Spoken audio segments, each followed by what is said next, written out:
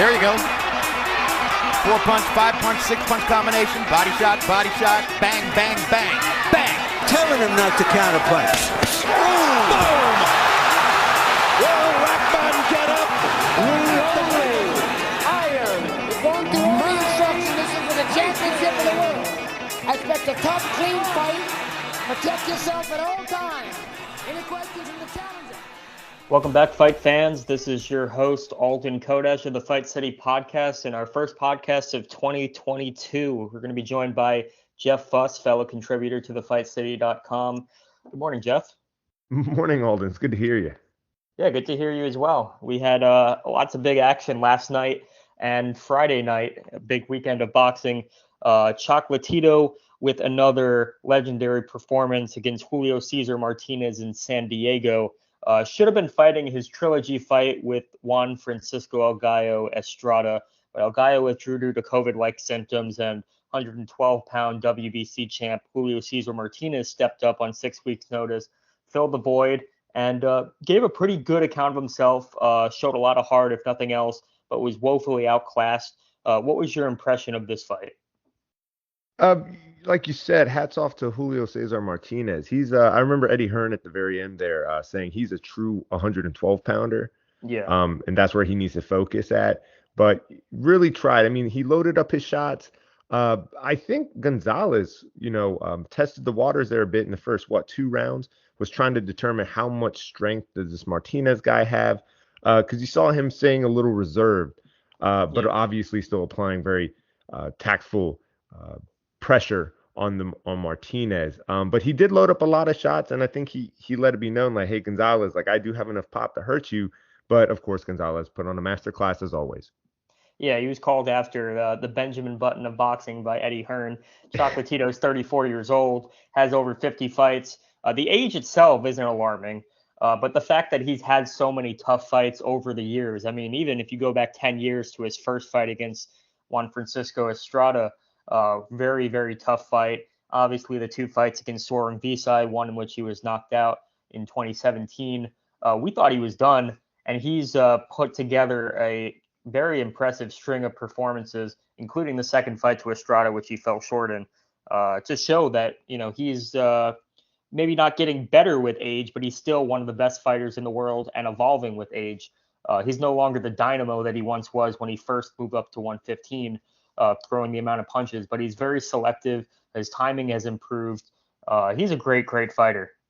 He is, I think, if when people are considering like taking up the sport and they're always asking like who they should be watching, people like to bring in some of the greater names, like, oh, you need to go watch some Tyson, you need to go watch some Ali, I guess, out of the 2 heavyweights. But I'm sitting there thinking, like, you throw in Chocolatito, dude, this guy does everything perfect. Yeah, I mean, fundamentally, he's a perfect fighter to watch. Tyson, Ali, get by freak talent and things that aren't easily transferable to newcomers in boxing. But yeah, you're right. Chocolatito is extremely fundamentally sound. He has a lot to look forward to in 115 pounds, which continues to be over the years one of the best divisions in boxing. Unfortunately, the fight that we all want to see first, and the fight that was originally scheduled against El Gallo Estrada, probably not going to take place in the immediate future, because Estrada is slated to defend his WBA title against Josh Franco in a mandatory. So that trilogy might not be on tap, but there's a lot of other big fights that can be made. Most notably, the WBO champion Kazuto Ioka from Japan, who is not occupied with a mandatory title defense. That can be a very good fight for Chocolatito to win a title and put himself in the running of potential unifications down the road. But I think the most interesting fight that can be made, which is a non-title fight, but probably the biggest fight of them all, is Nonito Donaire, who's actually expressed interest and the capability to move down from 118 pounds to 115 pounds to take on specifically Roman Chocolatito Gonzalez. Very interesting, because didn't Chocolatito also express interest in bumping up to 118? Yeah, I much rather see Donaire move down to 115, because Donaire he seems to be getting better as he moves down in weight. I mean, 118 showed a new dimension or a new version of Donaire that we hadn't seen in years.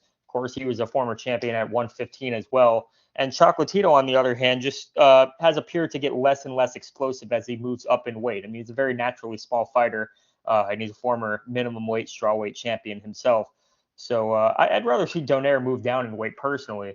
But if Chocolatito decides to move up to 118, I'm sure we could still see plenty of fire in that fight. The name Naoya Inoue, of course, was thrown around, but I think Donaire is a much more competitive, winnable fight for Chocolatito than guys like Inoue.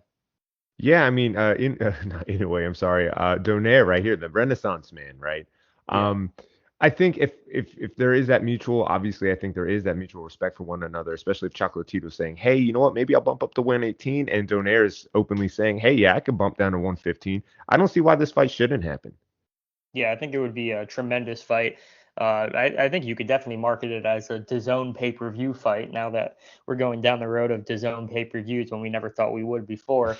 Yeah, I think that would be a tremendous fight, and one that would definitely live up to the hype in every imaginable way, and one that would just enhance the legacies of both fighters in a nothing to lose kind of fight, in my opinion. So lots of big fights that could be made in the lower weight divisions. What else is new? On the other network on Friday night, we had Jose Carlos Ramirez winning his first comeback fight since his close loss to Josh Taylor last year. He beat Jose Sniper Pedraza in Fresno, California. A very close, competitive, high-level technical affair. And everything we were expecting. Ramirez gets by with the unanimous decision by identical 116-112 scores. What did you make of Ramirez's performance? Workmanlike. I think it was a good win for him to get back into contention, considering his loss, the previous loss, to Josh Taylor a year ago. I don't know if maybe I'm incorrect in seeing this. I didn't see anything brand new out of this Ramirez. But to defeat, a sharp counterpuncher like Jose Pedraza, I think he just assists. It just helps. It's like another a good win under his belt to get him back up into the top of the division of the 140 pounders. But I don't know what's possibly next for the guy, right? Josh Taylor's thinking about bumping up, vacating the titles. So who could be next for Ramirez? Yeah, there's a lot of titles. There's a lot of voids that can be filled at 140 if Taylor moves up in weight. And I don't think he should move up in weight because I think based on his last performance last week against Jack Catterall that he would be very vulnerable at 147 pounds, especially where he can't impose his physicality the way he can at 140. But if he does, Ramirez and Jose Zepeda are the ranked 1 and 2 contenders in the WBC division. That's a very makeable rematch for the vacant WBC title if Taylor does move up. And there's also lots of other big names at 140 right now, in addition to some of the fighters that could be moving up that we'll talk about in a minute. One of the big names right now is Regis Prograis, who lost a close decision to Josh Taylor, I believe, in 2019. He might be the best fighter at 140 right now. And, he has a fight coming up later this month, I believe. But him against Ramirez would be a tremendous fight. And one that, frankly, I think I would favor Prograis based on some of the difficulty Ramirez has had over the years with southpaw opponents. Yeah, I'm disappointed in myself, but as well as I'm not entirely sure how active has Prograis been in the past, like let's say since 2019. I mean, he obviously has this fight coming up here at the end of March against McKenna, one that he's slated or expected to win. But I guess depending on what his performance is like, will really determine if he will get that shot. But I'm a fan of Prograis. I can't remember the last true fight I remember was that 2019 loss to Josh Taylor. Yeah, he's had a couple fights on PBC since then. But yeah, I mean, he's getting up in age. He needs to, I mean, he's always impressive each and every time out, including against Josh Taylor. I think that was a tremendous fight. But yeah, we definitely need to see more of him. And especially if the division is going to be left wide open with Taylor relinquishing all the belts, I think he needs to be stepping up and fighting for a title sooner than later. Not only for his own activity, but because I think he can definitely make an imprint and win a title or two, or maybe all of them at 140 pounds. And in addition to Prograis, we also have talent from 135 pounds that are slated to move up in the near future. Teofimo Lopez expressed that he can't any longer make 135 pounds after he lost to George Kambosos.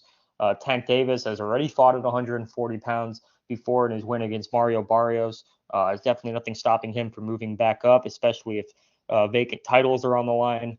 Yeah, lots of big fights that could be made. And a lot of reason to be excited for the future of 140 pounds. Yeah, there was one name that came up last night, and I only know them from the unfortunate untimely passing of Maxim Dadashev.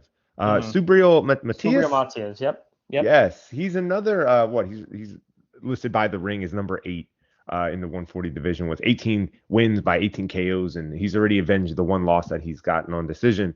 I guess you obviously throw him in the mix. I mean, 18 KOs with a guy like Jose Ramirez. I can only imagine the action-packed fight that we'll get with that matchup. Yeah. I mean, Subriel Matias is a fighter that just has a seemingly never-ending arsenal. He's just a volume puncher through and through. He doesn't really get you out with one shot. He just lands so many punches. He's so consistent that he will find a way to get everyone out, all of his opponents out. I think he has a 100% KO ratio just by his volume and his accuracy. So obviously a style like that against the likes of a Jose Ramirez or likes of a Regis Prograis, a lot of very exciting fights that could be made at 140. Subriel Matias, he's coming off a victory earlier this year. Yep, another good fight to throw in the mix of 140 pounds. So I guess in the last week we've had Canelo versus Dimitri Bivol being made official. We haven't talked about it on the site yet. That fight would be followed up by presumably a fight against Triple G if Canelo and Triple G are to win their fights in the first quarter of this year. Triple G against Ryota Murata being rescheduled. What is your impression of Canelo versus Dimitri Bivol? So I was hearing talks of that via, the channels that I've been watching. But when I didn't see anything put on official paper until this previous week, I was like, whatever, there's a lot of talk about him bumping up or him even moving up to fight a cruiserweight at some point. So I didn't pay any attention to it. But then when I officially saw Eddie Hearn discussing hey, yes, this fight is actually going to happen, I got a little bit excited because people were passing Bivol off as he's not going to go fight Bivol. But seeing that he is now, I'm excited to see the matchup. I like Bivol. He can be a little lackluster with the way his performances are. But I think him getting such a big stage now against the money fight, I think I'm curious to see how Canelo adapts to Bivol's in and out style, especially bumping up in such a weight into the next weight category. I'm sorry. Yeah, I think Bivol is an example of a type of fighter, kind of like Alexander Usyk, that really fights the level of their opposition. Bivol's most impressive victories to date have been against some of the better fighters at 175. Talking about Joe Smith Jr. Back when Sullivan Barrera was closer to his prime, his victory against Sullivan Barrera was very impressive as well, and obviously put on a great display against Jean Pascal. But he's faced very limited opposition in his last couple fights. Talking about Bivol, and I think that's caused him to look a little more vulnerable than many should be giving him credit for going into Canelo. Whether or not that's the reason that Canelo picked him, looking like a vulnerable champion at 175, I'm not sure. But I think regardless, we're going to see a very good technical fight at 175. This will be Canelo's second fight at 175. His first fight was against Sergey Kovalev, a fight that he was losing on a card or two with Kovalev's boxing ability. And Bivol being younger, unbeaten, sharper, that kind of boxing ability, if Bivol could control the distance, it could be a very interesting and tough fight for Canelo to come on top of him. Yeah, I'm really excited about it. I had written an article a long time ago about Bivol when he was making his splash in the U.S. I'm kind of curious to see what Andre Ward has to say, because there was at one point people were discussing hey, Andre Ward, if you came out of retirement, would you fight this cat? And so I'm curious to see hey, Andre, what are your thoughts on Bivol versus Canelo? Who do you think as of right now would take this? But I guess time will tell. We'll find out here soon in the future. Yeah, no, I think ideally I would love to see Canelo beat Bivol if he can, and if he does, go on and face the winner of Beterbiev and Joe Smith. Which would be a tremendous way to unify the 175-pound division. Yeah, I've said this for a long time. that I don't really have too much interest in the third fight against Triple G. Obviously, DAZN has a lot of vested interest, and it was one of the big reasons they signed Triple G back a few years back, was to make this trilogy fight with Canelo. So, I mean, it's going to be exciting. I'm going to tune in. I'm going to pay the pay-per-view fee to see it. But yeah, I think Triple G, especially moving up to 168, I don't expect too much of anything new for him to bring to the table against Canelo. If and when they face. Triple G, of course, has to get by titleist Ryota Murata at 160. We'll see what that takes out of him, if anything. And then he'll be moving up to 168 to fight a fighter who's just fought at 175. So, yeah, I don't really see it being remotely as competitive as their first two fights.